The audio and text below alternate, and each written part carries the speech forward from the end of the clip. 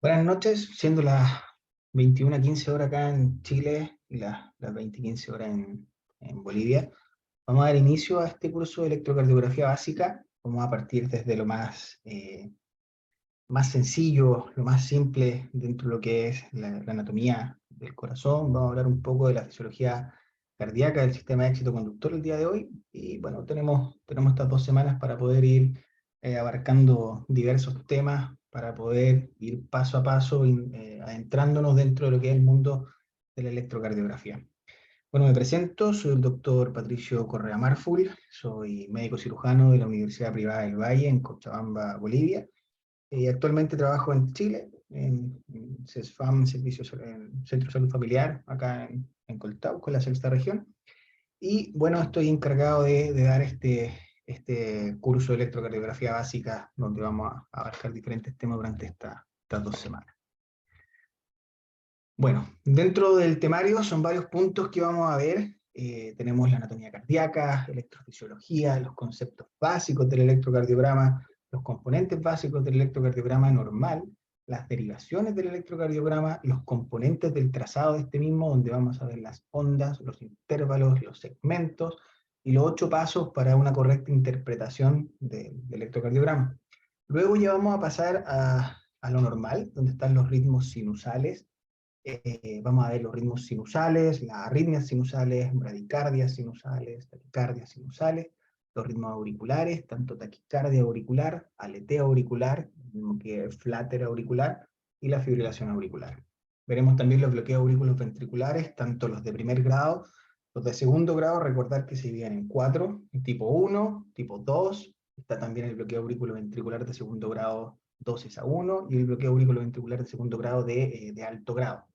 Pero esos últimos dos no vamos a abarcar mucho, más que nada por la complejidad de los mismos, y nos vamos a abarcar solamente en tipo 1 y tipo 2 para poder ir categorizando esto. Y también hablar del bloqueo auriculoventricular de tercer grado o bloqueo auriculoventricular con disociación completa. Entre los bloqueos de rama, vamos a ver los bloqueos de rama derecho, los bloqueos de rama izquierdo, algunos tips para identificarlos rápidamente en el electrocardiograma, y los hemibloqueos con una forma más sencilla de explicarlo, tanto el hemibloqueo anterior izquierdo como el hemibloqueo posterior izquierdo, sin aprendernos esto de memoria, sino que aprendernos esto con las bases fisiológicas que nos demuestra el electrocardiograma. Los ritmos de la unión, donde solamente veremos la taquicardia supraventricular paroxística, cómo hacer su manejo, ¿cierto? Tanto con las maniobras vasovagales como el manejo con medicamentos como las cardioversiones farmacológicas con adenosina, etc. Los ritmos ventriculares, extrasístoles ventriculares, taquicardia ventricular, fibrilación ventricular y el ritmo de asistolia. Y aquí hacer un recuerdo también cuáles son los ritmos desfibrilables, los ritmos no desfibrilables y los algoritmos de manejo según la AJA que nos dan estos protocolos. Y al finalizar el curso veremos varios casos clínicos donde van a estar todos estos temas dentro de los casos clínicos para que podamos ir viendo algunos electrocardiogramas. Entonces vamos a partir con la anatomía cardíaca. El día de hoy va a ser una clase no muy extensa, más que nada para poder repasar los conceptos básicos de la anatomía y la electrofisiología. Dentro de la anatomía cardíaca tenemos que tener en cuenta que el corazón es un músculo tetracameral. Tenemos cuatro cámaras, 2 cámaras superiores, que son las denominadas aurículas, y 2 cámaras inferiores, que son las denominadas ventrículos. Tenemos que tener en cuenta también de que el corazón posee 4 válvulas, tiene válvulas de alta presión y de baja presión. Al lado derecho del corazón, 2 válvulas de baja presión, válvula auriculoventricular tricúspide, y la válvula pulmonar, que divide entre la circulación pulmonar y el ventrículo derecho. Dentro del lado izquierdo del corazón, o corazón de alta presión, tenemos también 2 válvulas, una válvula auriculoventricular, que es la válvula mitral, y también tenemos la válvula aórtica, que es la válvula semilunar, que divide el ventrículo izquierdo de la arteria aórtica. Y recordemos que fisiológicamente de la arteria aorta aparecen estas 2 arterias, que son las arterias coronarias, y aquí es donde es muy importante ver que esa arteria, que esa válvula aórtica funcione de forma adecuada para que en la sístole ventricular, perdón, en la diástole ventricular se genere una buena perfusión del músculo cardíaco. Hay que tener en cuenta también que el corazón pesa aproximadamente entre 300 y 500 gramos y está rodeado de el pericardio, tanto visceral como el pericardio parietal. Se ubica en el mediastino medio, Entre los pulmones y anterior al corazón encontramos el esternón y el cartílago de las costillas. Posterior al corazón vamos a encontrar la columna vertebral a nivel de T5 a T8. También encontramos el esófago, la carina y encontramos los bronquios primarios. La parte superior del corazón se encuentra a nivel del tercer cartílago costal y el sitio de inserción de las venas cavas, la aorta y el tronco pulmonar se encuentran en esta posición. La parte inferior del corazón, denominado vértice cardíaco, se encuentra a la izquierda del esternón, a nivel entre la cuarta y la quinta costilla. ¿Cuál es la función del corazón? Bueno, más que nada bombear sangre a través del cuerpo, a través del sistema circulatorio. Vamos a ver también que hay una circulación mayor, una circulación menor, y vamos a entender cómo esto ocurre.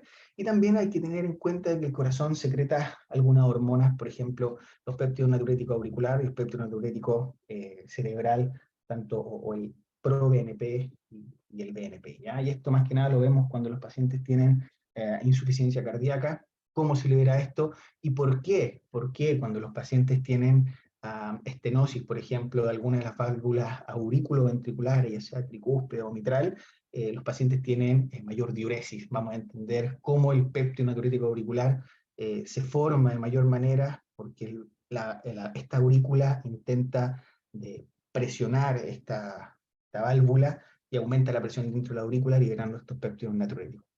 Ya, es importante tener en cuenta que cuando vemos una radiografía de tórax, la aurícula izquierda es la parte más posterior del corazón, se ubica directamente enfrente del esófago y se puede visualizar muy bien utilizando una ecografía transesofágica. ¿Ya? El ventrículo derecho es la parte más anterior del corazón y presenta el mayor riesgo a la lesión después de que se genere un traumatismo torácico. El latido del vértice cardíaco generalmente se puede palpar a la izquierda del esternón medial, a nivel de la línea medio clavicular, en el cuarto a quinto espacio intercostal, y los pacientes que tienen dextrocardia, la orientación del corazón, bueno, es inversa a la posición normal que nosotros estamos viendo.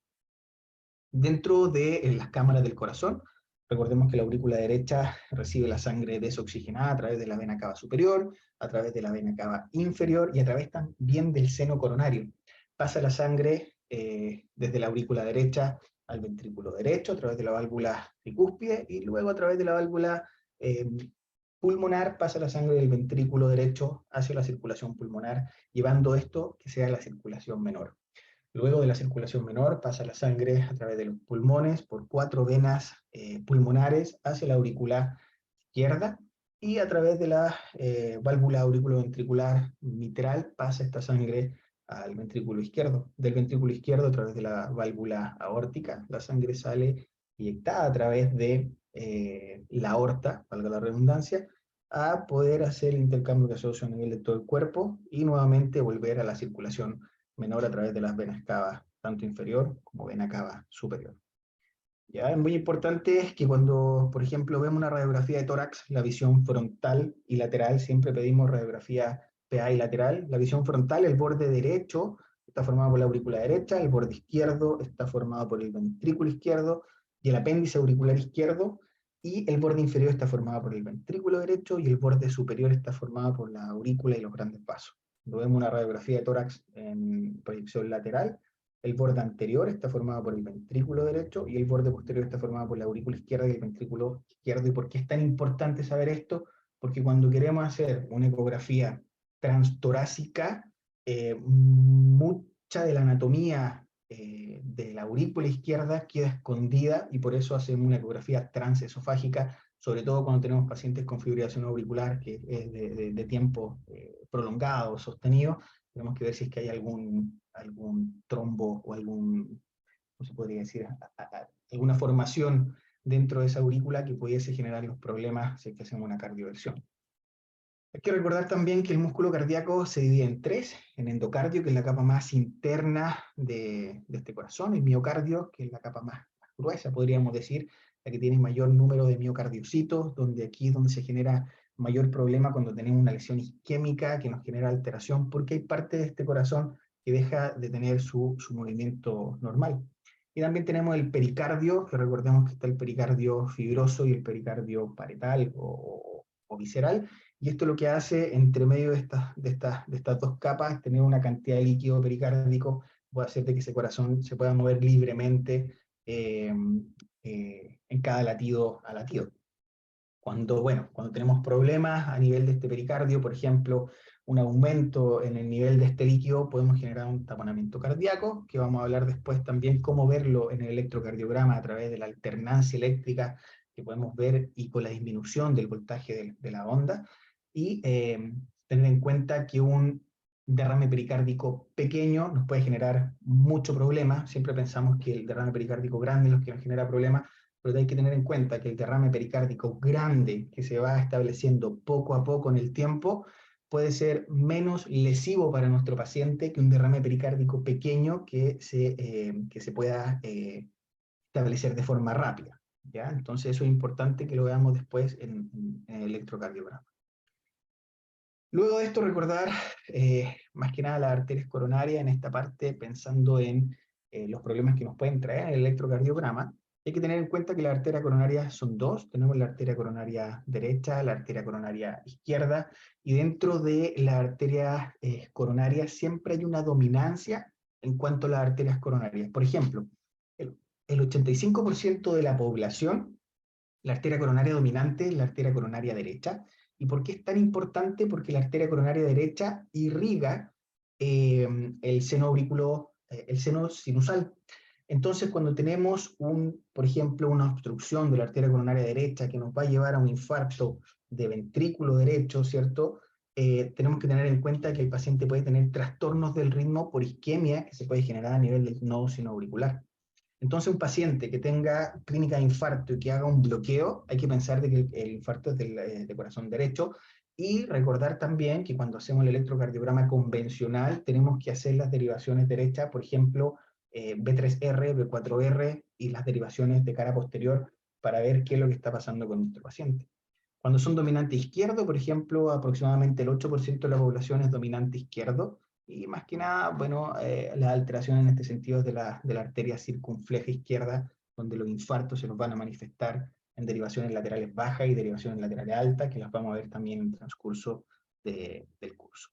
Tener en cuenta también que hay un drenaje venoso, que es el drenaje venoso del seno coronario. Siempre hablamos de que la aurícula derecha llega tanto la vena cava superior como la vena cava inferior, y siempre se nos olvida el seno coronario, que es una de las venas más grandes que hay en el corazón, y esta drena todas las demás venas coronarias para poder llevar la sangre a esta aurícula derecha y poder hacer de que el flujo vuelva a su frecuencia.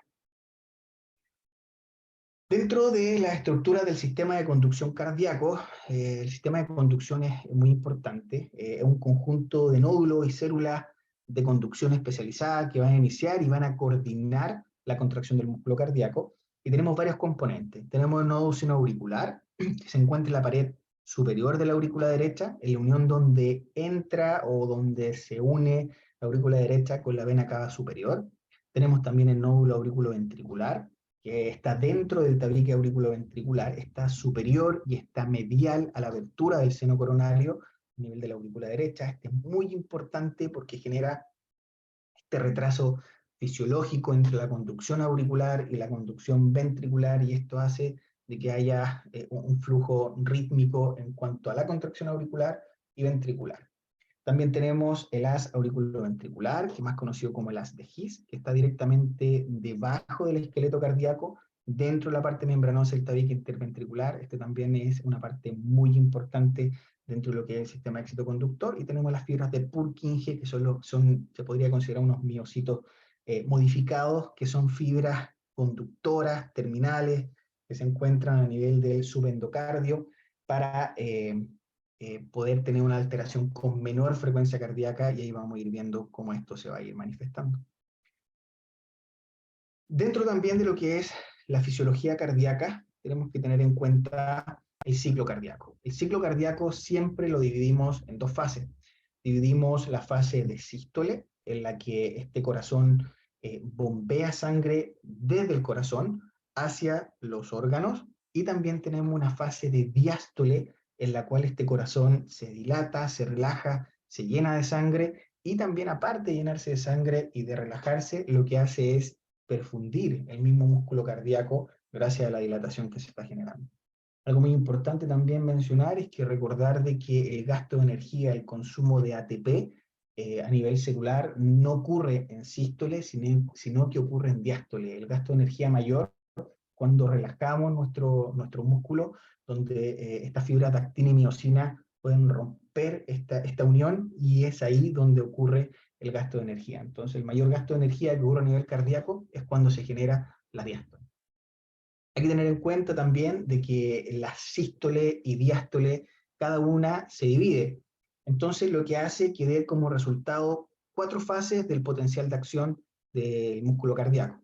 Y dependiendo de la fase, la presión y el volumen de los ventrículos, y también a nivel de la aurícula, esta va a ir cambiando, siendo la presión en el ventrículo izquierdo la que más cambia, la que más variabilidad tiene, y también la presión de la aurícula son las que menos variabilidad van a tener. Entonces, hablando de esto, tenemos que hablar de la sístole, que es un proceso de contracción del músculo cardíaco con la finalidad de poder eyectar sangre desde el corazón hacia los tejidos, y se divide en 2 periodos, podríamos decir. Una fase o periodo de contracción isovolumétrica y un periodo o una fase de eyección sistólica. Cuando hablamos de sístole en una fase de contracción isovolumétrica, tenemos que tener en cuenta que la principal función es la contracción del músculo ventricular. Esta, cuando ocurre, sigue o está después del llenado ventricular, y ocurre en una etapa que se llama sístole temprana. Y esto ocurre inmediatamente después de que estas válvulas, después de que las válvulas auriculoventriculares se cierran, y también ocurre antes de que las válvulas semilunares se puedan abrir. En este periodo el ventrículo se contrae, eso quiere decir de que aumenta la presión intraventricular, sin el correspondiente cambio de volumen. O sea, el corazón está haciendo contracción, pero la sangre que hay dentro del mismo queda sin ningún tipo de alteración. Tenemos que tener en cuenta también de que el volumen dentro del ventrículo es de casi 150 ml aproximadamente, y de esos 150 ml vamos a tener el volumen de eyección, que es aproximadamente 90 ml, por eso son 60 ml, se llaman telesistólico, que quedan dentro de este ventrículo todo el tiempo para poder ir teniendo una buena carga, un buen volumen de sangre para que se pueda eyectar. Pero la contracción isovolumétrica, como lo dice la definición, este ventrículo se empieza a contraer, empieza a aumentar la presión intraventricular, pero sin cambios a nivel del volumen. Cuando ya pasamos, tenemos que tener en cuenta que esta fase es la fase de mayor consumo de oxígeno. Hay varias cosas que nos pueden generar mayor consumo de oxígeno a nivel del músculo cardíaco, como por ejemplo, el aumento de la presión del músculo cardíaco es una de las causas. El aumento de la frecuencia cardíaca es una de las causas también de que genere mayor consumo a nivel del músculo cardíaco, y es por eso que muchas veces lo que tenemos que hacer es dar medicamentos, por ejemplo, beta bloqueantes para disminuir la cronotropía y disminuir el inotropismo de este corazón, disminuir la frecuencia cardíaca para que disminuya el consumo de oxígeno a nivel de este músculo cardíaco, y no aumente la demanda con poco entrega del mismo oxígeno, generando una isquemia a futuro. Dentro de la eyección sistólica, que es otra fase que está dentro de la sístole, la sangre se bombea desde el ventrículo hacia la circulación y hacia los pulmones. Esto quiere decir de que ya esta presión no basta solamente con el aumento de la presión, aquí ya tenemos cambio en cuanto al volumen. Lo que se eyecta son aproximadamente 90 ml, y el restante, que es el volumen telesistólico, va a ser de aproximadamente 60 ml. ¿Ya? Entonces, todo lo que llena este ventrículo son aproximadamente 150 ml, lo que se eyectan aproximadamente 90 ml, y queda un residuo, que es el volumen telesistólico, de 60 ml. La diástole también se divide en 2 fases, la fase de relajación isovolumétrica y también de llenado ventricular. La relajación isovolumétrica, la función principal es la relajación del ventrículo, sigue a la eyección sistólica, y lo que podemos ver en esto es que los ventrículos se relajan, disminuye la presión dentro del ventrículo sin un cambio del volumen, o sea, siguen estos 60 ml que quedaron después de la eyección de esos 90 ml que ocurrió en la sístole. Empieza a disminuir la presión, lo que hace que las válvulas auriculoventriculares, tanto tricúspide como mitral, puedan abrirse, y se genera un llenado rápido y un llenado reducido o lento desde la aurícula hacia los ventrículos. Lo que hace esto es llenar nuevamente de sangre los ventrículos para llegar a este volumen de 150 ml. Aquí entra una ley, que es la ley de Frank-Starling, en cuanto a la sístole. La ley de Frank-Starling dice que todo lo que entra tiene que salir. Eso es como lo básico.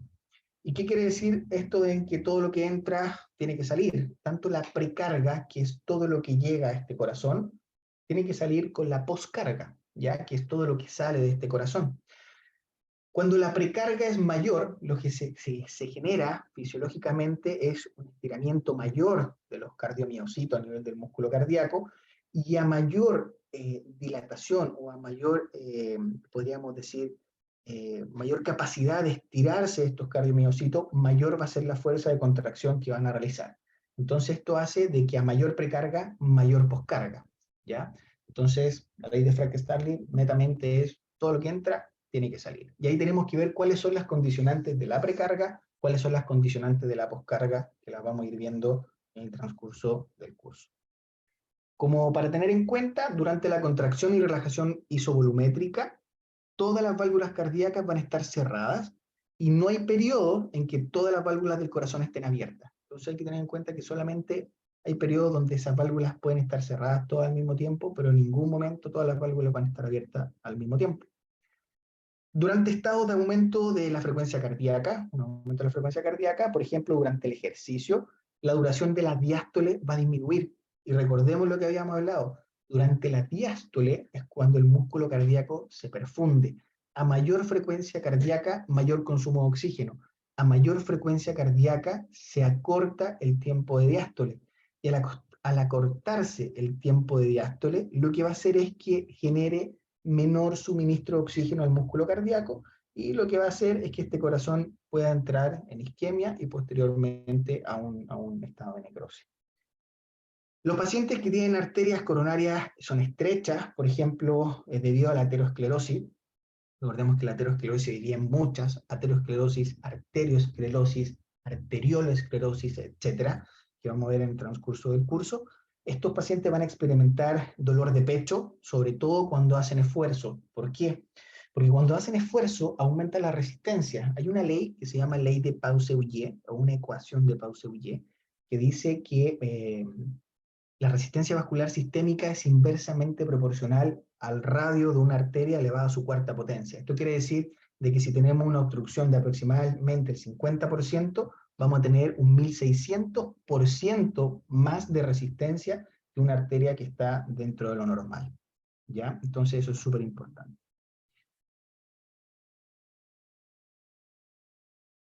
Entonces acá tenemos un diagrama donde vemos la diástole auricular, lo que estábamos hablando. Eh, Comienza la sístole auricular, tenemos la sístole ventricular, etcétera, y se hace todo este flujo, este círculo vicioso de sístole y diástole para poder tanto perfundir al sistema general, podríamos decir, la circulación mayor, y a la parte pulmonar como circulación menor. Tenemos también en cuenta en esta parte cómo se hace el intercambio de iones para poder hacer de que nuestro corazón tenga un proceso de excitación adecuado, donde tenemos tanto los iones, tanto sodio, potasio, los fosfatos, sulfato y el ion proteínico. Dentro de esto, los más importantes, tenemos que hablar de la despolarización y la repolarización de la membrana para ver cuándo se genera contracción de esta, cuándo se genera relajación de esta, e incluso cuándo se genera la onda P, el QRS, la onda T, e incluso la onda U en algún momento. ¿Qué es lo que participa dentro de esto? Son los canales, por ejemplo, los canales de calcio, las bombas de calcio, y dentro de los canales de calcio tenemos varios, pero vamos a nombrar algunos. Por ejemplo, los canales de calcio que son dependientes de voltaje tipo L, los canales de calcio dependientes de voltaje tipo T, los receptores de rianodina, también tenemos la bomba de calcio cerca, el intercambiador de sodio-calcio, etc. Vamos a hablar también del potencial de acción, que es muy importante dentro de esto. Aquí, por ejemplo, tenemos un diagrama donde nos indica la velocidad media de conducción segundo y el impulso eléctrico, cómo se genera. Y esto es muy importante porque hay que saber el valor y la duración, la duración de la onda, por ejemplo, que se mide en el plano horizontal, y el voltaje de la onda, que lo vemos en el plano vertical. Y aquí, como podemos ver, se describe tanto la conducción desde el nodo sinoauricular hasta las redes de Purkinje. El nodo sinoauricular va a liberar este impulso, podríamos decir, eléctrico, que va a avanzar tanto por la aurícula derecha y se va a ir por un haz que se llama haz de Bachmann, a través del techo hacia la aurícula izquierda, va a avanzar hacia el nodo auriculoventricular. Por eso es tan importante, sobre todo en patologías como fiebre reumática, que se puede generar alteración a nivel del nódulo auriculoventricular. Por ejemplo, el tipo de bloqueo más común que encontramos en un paciente con fiebre reumática es el bloqueo auriculoventricular de primer grado. Hay un aumento en el retraso de la conducción entre aurícula y ventrículo, de una forma no patognomónica, pero sí está dentro de criterios diagnósticos de fiebre reumática, un bloqueo auriculoventricular, un PR alargado. Vemos también el haz de His, y también vemos tanto la rama derecha como la rama izquierda, y al final de esto la red de Purkinje. Y es muy importante saber algo, saber el potencial de acción. Y aquí es donde hay que detenerse un poco y hay que tomar en cuenta qué es lo que pasa en cada una de las fases. Tenemos la fase 1, tenemos la fase 0, la fase 1, la fase 2, la fase 3, y culminamos con la fase 4. Y aquí es donde quiero que quede bien explicado, podríamos decir, y que se entienda de una buena manera. ¿Por qué? Porque tanto en la parte de entender las fases, qué es lo que ocurre en cada una, también esto nos va a ayudar para el tipo de antiarrítmico que utilicemos. Cada antiarrítmico, por ejemplo, de clase 1, de clase 2, etc., actúa dentro de una de estas fases del potencial de acción.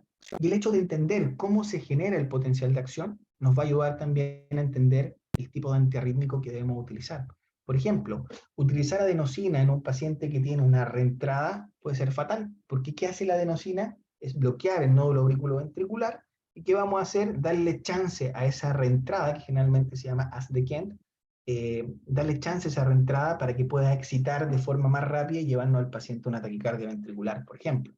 Entonces, muy importante ver esto. Dentro del electrocardiograma vamos a aprender a dividir, por ejemplo, una taquicardia supraventricular con aberrancia de una taquicardia ventricular, que es una de las cosas raras que se generan y que nos generan QRS ancho, pero que esto sea supraventricular, cuando ocurre la aberrancia, por ejemplo. Vamos a hablar entonces de la fase 0. La fase 0 se llama fase ascendente y fase de despolarización. Tenemos dos fases acá, o sea, dos partes, la fase ascendente y la despolarización. Y la fase ascendente o carrera ascendente lo que genera un potencial de acción de una célula marcapaso o de un miocardiocito que está adyacente y que va a generar un potencial transmembrana. Generalmente esto lo que hace es que se eleve el potencial sobre los menos 90 milivolts. Y para generar la despolarización, tenemos que tener en cuenta que aquí los canales de sodio rápido, que son dependientes de voltaje, actúan de una forma muy importante. Entonces se abren los canales rápidos de sodio dependiente de voltaje, empieza a ingresar sodio rápidamente hacia la célula, y lo que va a hacer es que este potencial transmembrana empiece a elevarse aún más y que pueda llegar por encima del cero. Entonces, nuevamente, la fase 0, fase ascendente, despolarización, lo más importante acá es esta apertura de los canales rápidos de sodio dependiente de voltaje. La fase 1, que es la fase de repolarización temprana, lo que va a generar es una inactivación de estos canales rápidos de sodio dependiente de voltaje, y va a comenzar a abrir los canales de potasio para que empiece a generarse este intercambio entre sodio y potasio y empiece a generar que la célula comience a ir nuevamente hacia su basal, podríamos decir.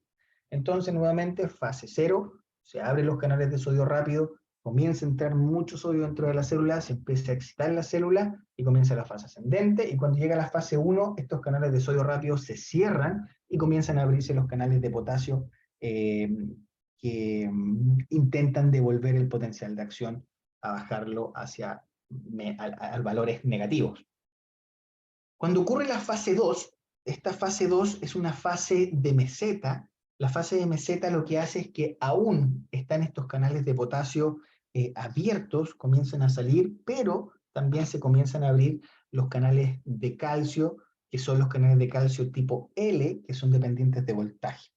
Esto van a hacer de que se comience a liberar mayor cantidad de calcio a través del retículo sarcoplásmico de esta célula en T, y lo que va a hacer es que se genere contracción del miocito, y a diferencia de la contracción que ocurre en el miocito del músculo esquelético, los miocitos cardíacos van a requerir una entrada extracelular de calcio, requieren más calcio, entonces lo que va a hacer es liberar mayor cantidad de calcio, sacando estos bloqueadores de rianodina, por ejemplo, y haciendo de que el calcio intracitoplasmático, del calcio que se encuentra dentro del retículo sarcoplásmico, pueda ser liberado para poder participar en esta fase 2 de meseta. La fase 3 de repolarización rápida, lo que se genera es una inactivación de los canales de calcio dependiente de voltaje, comienza a disminuir poco a poco el calcio, continúa el eflujo del ion potasio a través de estos canales de potasio de rectificador retardado, va a continuar sacando el potasio, y esto lo que va a hacer es que la salida persistente o la salida continua de potasio va a exceder a la entrada de calcio, y esto va a hacer de que nuevamente este potencial transmembrana pueda volver a los menos 90 milivoltios. Hay una parte importante que es el sarcolema, que es este intercambiador entre sodio-calcio, ¿cierto? Que va a hacer de que se pueda restaurar estos gradientes de concentración iónica a través de la membrana, a través de la concentración sérica transmembrana. Entonces tenemos una fase 0, donde se abren estos canales de sodio rápido dependiente de voltaje, aumenta el potencial de acción, pasa sobre el cero absoluto, luego se cierran estos canales de sodio, se abren los canales de potasio, comienza una fase de repolarización temprana, que es la fase 1, luego de esto el potasio continúa saliendo, pero se abren los canales de calcio, comienza a ingresar este calcio, generando esta meseta, que a diferencia del músculo esquelético, no se genera la meseta en el músculo esquelético, requiere menos calcio para poder activarse. En la fase 3 se están cerrando ya estos canales de potasio, se cierran estos canales de calcio, se excede la liberación de potasio sobre lo que es el calcio, y comienza la repolarización rápida. Y luego en la fase 4 ya es una fase de reposo, donde el potencial transmembrana está en menos 90 milivolts, y el flujo constante o la salida constante de potasio a través de los canales rectificadores hacia el exterior va a ser de que los canales tanto de sodio como de calcio estén cerrados y la membrana pueda esperar para poder despolarizarse nuevamente. ¿Cómo se llama esto? Se llama periodo refractario. Pero antes de esto hay que tener en cuenta que las células marcapaso no tienen un potencial de membrana en reposo que sea estable, que los canales catiónicos, especialmente activados por hiperpolarización, por ejemplo, los canales van a asegurar una nueva despolarización espontánea al final de cada repolarización. Esto quiere decir de que se despolariza, y una vez de que se repolarice todo, otro nuevo impulso puede hacer de que todo esto se despolarice y vuelva nuevamente al ciclo cardíaco. La duración de los potenciales de acción van a diferir en las diversas estructuras del sistema de conducción, y aumenta desde el nodo sinusal hasta las fibras de Purkinje. ¿A qué hace referencia esto? Hace referencia a que en cada uno de los nodos, por ejemplo, el nodo sinoauricular, tiene una frecuencia aproximadamente entre 60 y 80 latidos por minuto, y esa es nuestra frecuencia cardíaca normal. Por eso se dice que el nodo sinoauricular es el nodo que manda, una frecuencia cardíaca entre 60 y 80 latidos por minuto. El nodo auriculoventricular nos va a dar una frecuencia cardíaca entre 40 y 50 latidos por minuto aproximadamente. El haz de His, una frecuencia cardíaca entre 30 y 40 latidos por minuto aproximadamente, y las fibras de Purkinje entre 30 y 40 latidos por minuto, al igual que las de His. Es importante mencionar que el nodo sinoauricular se encuentra en la parte superior de la aurícula derecha, en la unión por donde entra la vena cava superior. El nodo auriculoventricular anatómicamente está dentro del tabique auriculoventricular, está superior y medial a la apertura del seno coronario, a nivel de la aurícula derecha. En las de His está directamente debajo del esqueleto cardíaco, dentro de la parte membranosa del tabique interventricular, y las fibras de Purkinje, bueno, son fibras conductoras terminales que están a nivel del subendocardio, y tanto el haz de His como las fibras de Purkinje tienen una frecuencia cardíaca bastante baja. Cuando hablamos del curso normal de la conducción eléctrica, hay que recordar que es el nodo sinoauricular, se llama marcapaso fisiológico, crea un potencial de acción, la señal se va a propagar a través de la aurícula, esto va a generar de que se genere contracción a nivel auricular, y la señal va a llegar al nodo auriculoventricular, se va a ralentizar en esta zona para poder darle chance a los ventrículos de llenarse de sangre, aumentar estos volúmenes hasta 150 ml para una nueva eyección de sangre. El nodo auriculoventricular conduce la señal hacia las de His por el tabique interventricular hasta las fibras de Purkinje en el miocardio, y las fibras de Purkinje van a llevar la señal a través de los ventrículos y van a hacer de que los ventrículos se puedan contraer, generando un proceso que se denomina acoplamiento electromecánico. Siguiendo con el tema, hablando de lo que es el periodo refractario, tenemos el periodo refractario que se divide en el periodo refractario efectivo, que va a tener fases también y va a tener un efecto. Por ejemplo, el periodo refractario efectivo es un periodo de recuperación que ocurre inmediatamente posterior a la estimulación del músculo cardíaco, durante el cual un segundo estímulo no puede generar un nuevo potencial de acción en un cardiomiocito despolarizado. Eso quiere decir de que se despolariza una vez, y si es que no vuelve a su periodo basal, no se puede despolarizar nuevamente, y estos son los problemas que se generan cuando hay trastorno del ritmo. Entonces es muy importante. Esto también manifiesta de que los canales de sodio están en un estado inactivo hasta que la célula se pueda despolarizar por completo, ¿ya? Las fases van a determinar la función del número de canales de sodio que están listos para poder ser reactivados. Tenemos un periodo refractario que es absoluto, y tenemos un periodo refractario relativo, y tenemos un periodo refractario que se denomina supernormal. El periodo refractario absoluto es el intervalo de tiempo en el que no se puede generar un nuevo potencial de acción, porque los canales rápidos de sodio están desactivados. Se llama fase plateado o fase platea, donde esto no puede ser nuevamente, no puede desencadenar un nuevo potencial de acción.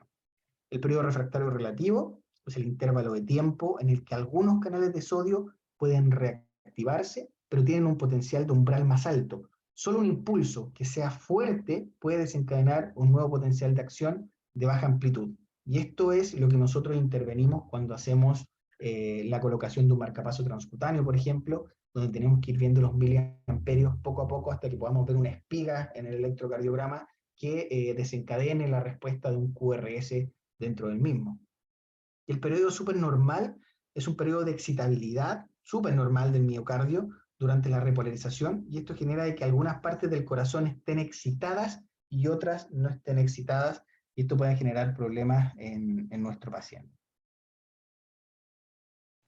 Entonces acá podemos ver los periodos refractarios, recordemos, periodo refractario absoluto, periodo refractario relativo, y nuevamente, como para hacer algo corto, tenemos que decir de que el periodo refractario absoluto nuevamente es cuando no se puede generar un nuevo potencial de acción, porque estos canales de sodio están totalmente cerrados, y el periodo refractario relativo, que es como en la mitad hasta el final de la onda T, tenemos que ver de que aquí solamente un impulso muy fuerte puede generar un nuevo impulso eléctrico.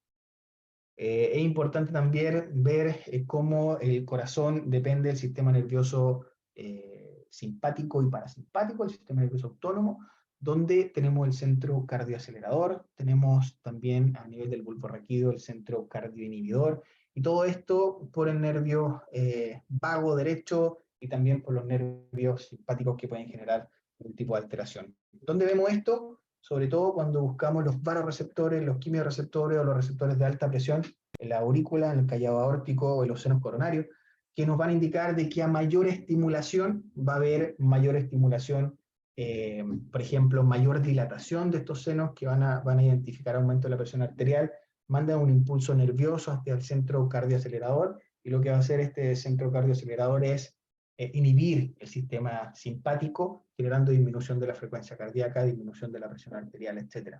Cuando hay una dilatación muy baja no hay un buen estiramiento de estos receptores de presión. Como está poco estimulado, se genera una estimulación hacia el centro cardioacelerador, se inhibe el sistema vagal y se activa el sistema nervioso simpático, generando aumento de la frecuencia cardíaca, aumento de la presión arterial, aumento de la fuerza de contracción del músculo cardíaco. Y luego de esto vamos a ver los conceptos básicos del electrocardiograma, y con esto ya estaríamos finalizando la clase de hoy. Y dentro de los conceptos básicos del electrocardiograma, más que nada hay que saber qué es el electrocardiograma. Y dentro de lo que ¿qué es el electrocardiograma? Tenemos que entender que el electrocardiograma es este registro de la actividad eléctrica del corazón. Y este registro de la actividad eléctrica del corazón la vamos a medir por distintos tipos de sensores, podríamos decir, que van a ir viendo cómo el impulso eléctrico se acerca y cómo el impulso eléctrico se aleja de estos monitores o de estos receptores de la conducción. ¿Por qué es tan importante? Porque es ahí donde nosotros nos damos cuenta de por qué tenemos ondas positivas y por qué tenemos ondas negativas.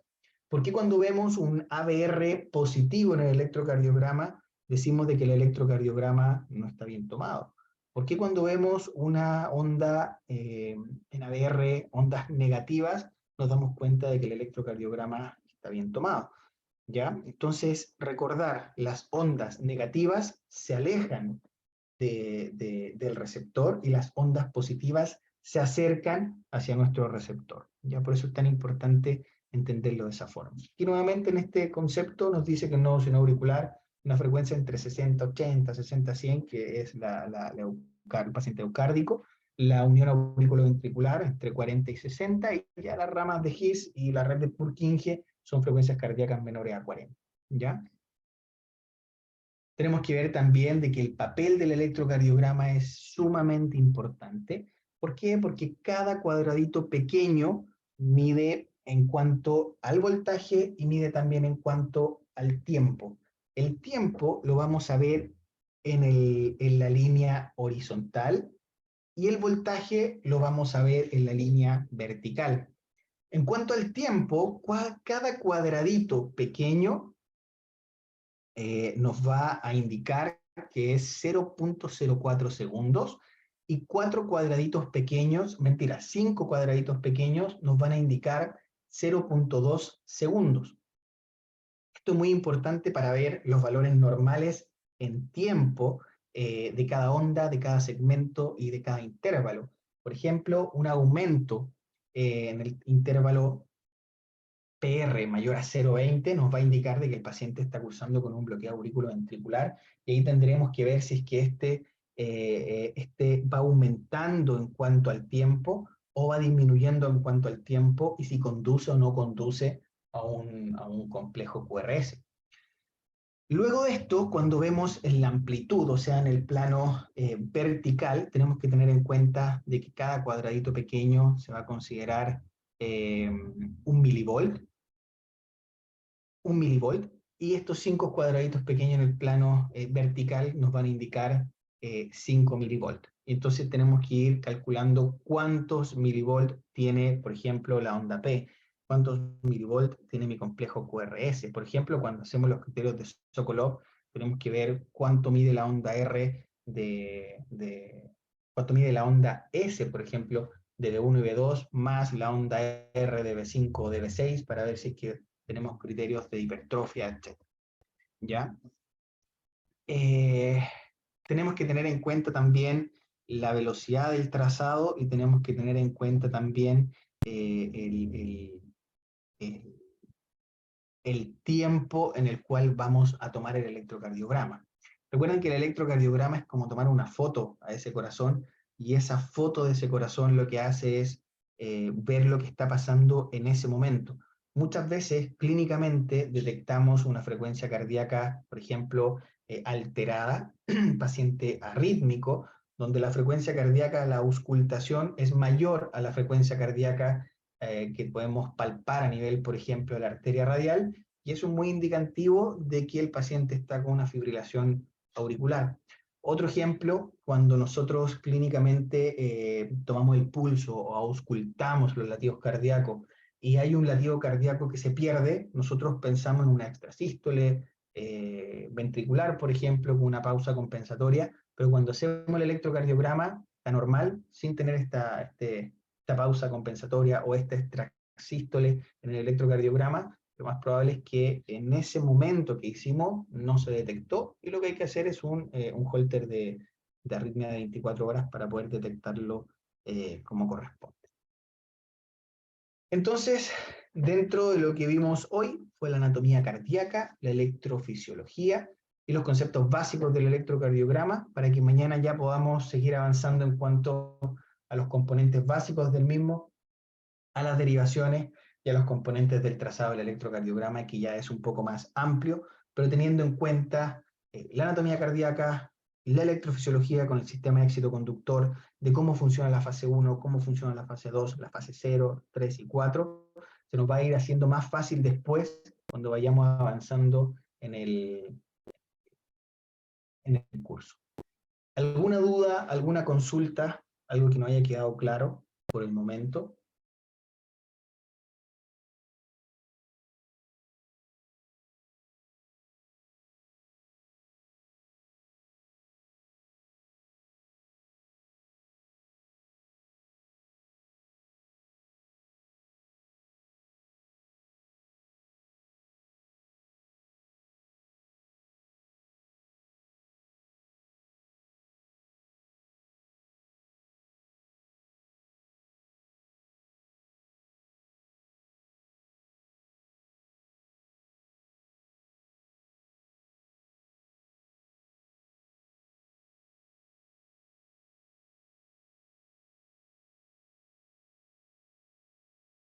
Muy bien, entonces como les decía, lo que vamos a hacer durante estos días, según los encargados del curso, tiene que ser durante esta semana todo lo que sea lo normal del electrocardiograma y durante la otra semana ya ir abarcando un poco más lo que es el electrocardiograma patológico. La verdad de las cosas, el avance del curso, dentro de lo que es la primera parte es un poco más complejo porque es adentrarse en cuanto a los conceptos básicos. Pero ya una vez que tomemos los conceptos básicos, que entendamos por qué la onda P es positiva, que entendamos por qué la onda Q es negativa, la onda R es positiva, la onda S es negativa, y hablemos de deflexiones positivas, hablemos de deflexión negativa, por ejemplo, en el síndrome de preexcitación, que es el Wolff-Parkinson-White, por qué se genera la onda delta con acortamiento del PR, etcétera, va a ser mucho más fácil después poder detectar la alteración electrocardiográfica. Siempre primero hay que saber lo normal para entender lo patológico, y es importante decirte que el médico no ve lo que no ha leído, entonces es realmente importante entenderlo de esa forma. Bueno, viste, considerando de que no hay preguntas, voy a revisar el chat, que también está vacío. Tener en cuenta que la clase, cada una de las clases que vayamos viendo van a ir quedando grabadas. Van a tener el link y la contraseña de cada una de las clases por parte de los moderadores del curso, que les van a enviar a sus grupos de WhatsApp para que puedan repetir nuevamente e ir viendo. Bueno, eso sería por hoy. Mañana nos vemos nuevamente a las 21 horas de Chile, a las 20 horas de Bolivia, para que sigamos continuando con los componentes básicos del electrocardiograma y las derivaciones del electrocardiograma, para después poder ir avanzando poco a poco con esto. Que tengan una buena noche. Cualquier cosa estoy atento. Hasta mañana. Que estén bien. Chao, chao.